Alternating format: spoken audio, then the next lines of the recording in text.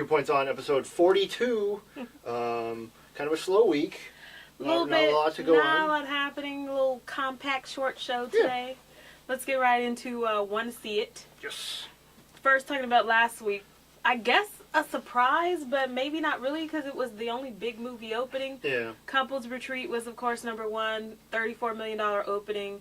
But it's only made $43 million so far, and it's only got like a 12% on Rotten Tomatoes. Yeah, I think that's kind of one of those critic-proof movies where not, people really are going to be like, it's not going to win an Oscar, so it's funny. I don't care. Right, but there's a lot opening this week, yeah. So I guess the big movie is Where the Wild Things Are. Yep. Based on the classic children's novel. Got a 67% rating on Rotten Tomatoes, and it's what everybody's talking about. But I hear that it's great. Spike Jonze directed it. It's very quirky, but a running thing we've been talking about a lot is bad marketing by the movie studio. Yeah. They're marketing this as a children's film, a family movie based on a children's classic, but from what I hear, it's is not at all a family movie. Yeah. I heard it's, the people who love it, like, yeah. It's the best movie ever. The people that hate it say it's boring, the first hour is kind of good, but it kind of goes downhill from there. Why do the monsters have so many problems? And it's just, I think they're just nitpicking it to death. So I think it's one of those movies where you can't listen to the critics. If you feel like you want to see it, yeah. You should go see it. Like, I want to see it, so I'm going to go see it. I have been burned by Hollywood enough. I feel like they've ruined my childhood enough that I'm just not going to see any more of these movies. So I'm probably going to skip it. But it's just the idea, again, that they are totally selling this as a family movie. Yeah. And it's not. Yeah. So I think this is, just a choice you're going to have to make without anyone's opinions like ours.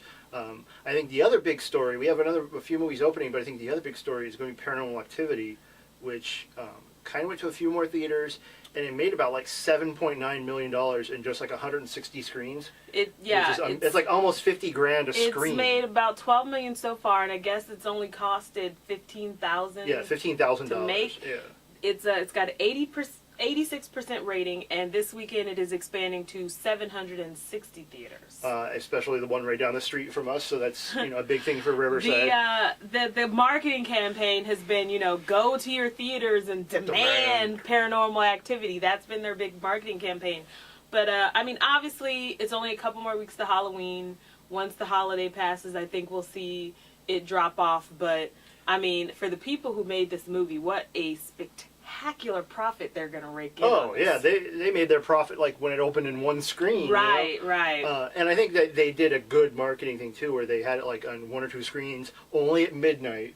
Mm-hmm. And they let the hype kind of take over. Right. And everyone's like, well, I can't drive to L.A. to see this. And it's like, well, then they said, we got an idea now. Right. And so they're like, well, that's where they started building it. When you build like word of mouth and hype like that, it's really reminding me like Blair Witch. That's what everyone, not just because it's, shot in kind of the same way, but kind of the groundswell marketing campaign. Sure. Something else like My Big Fat Greek Wedding, which was very small, and word of mouth is what carried it. Mm-hmm. So this is definitely that sort of movie. And it helps that I guess the movie is genuinely scary. It's a genuinely good movie.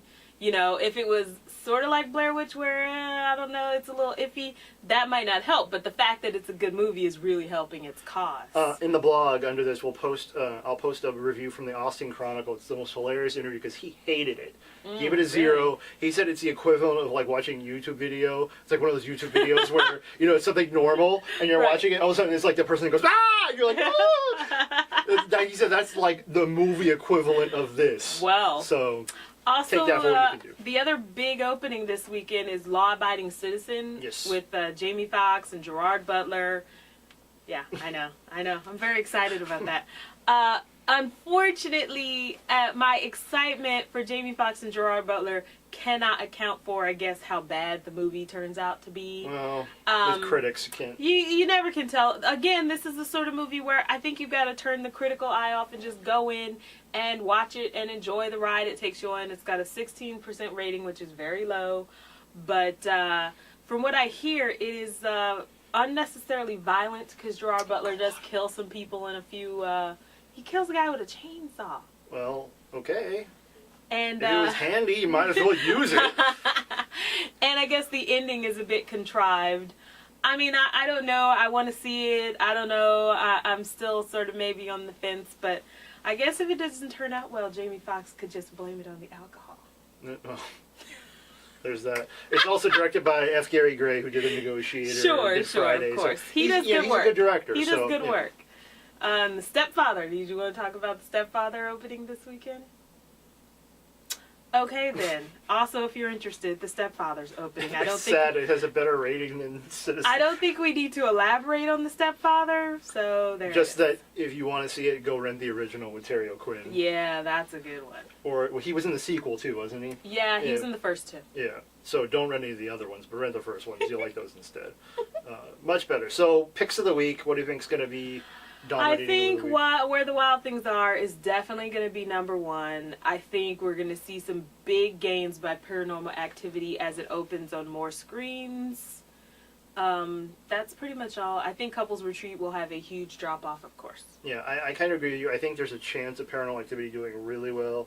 If you think it did it at 7.9 million, 160, it's what, 700 something now, you said? 760 screens. So you got to figure it's going to get at least in the teens with a weekend gross, if not hitting the 20. The other big news, too, which we forgot to say, and I didn't tell Stephanie about this, is the ticket sales for the Michael Jackson movie have been apparently astronomical. Yeah, and they're saying Sony's first of all, Sony's already saying they made their money back already on the $50 million they bought it for. Yeah, they're saying it could do $250 the first weekend, $250 million first weekend worldwide. Yeah, right off the bat. I'm not surprised by that. People are still mourning his death, and they're still feeling emotional about it. So they obviously knew that, and that's why they released the movie when they did. The question is going to be, they said it's only supposed to be for 2 weeks. Yeah. If the money rolls in, are they going to leave it for longer? Oh, they did that with the Hannah Montana movie where they had it for 2 weeks and they made so much money. If they're going to leave it in theaters. The reason why I put it and want to see it is because you obviously, if you didn't want to see these movies weekend, you just go buy your ticket for the Michael Jackson movie this weekend and go home and watch YouTube videos of Michael Jackson with your ticket and be like, I'm going to see it in 2 weeks. Just before we go, I want to mention a very small movie, only opening on about 70 screens, but I think it's probably worth checking out. Black Dynamite. It's a return of the 70s blaxploitation films. Michael Jai White, Arsenio Hall, Tommy Davidson. Very funny. I saw some footage of it at Comic-Con. It looks great. They really do a great send-up. It's got like a 86% or something like that. Rating. So it's only... Yeah, but to be fair, the rating has like 25...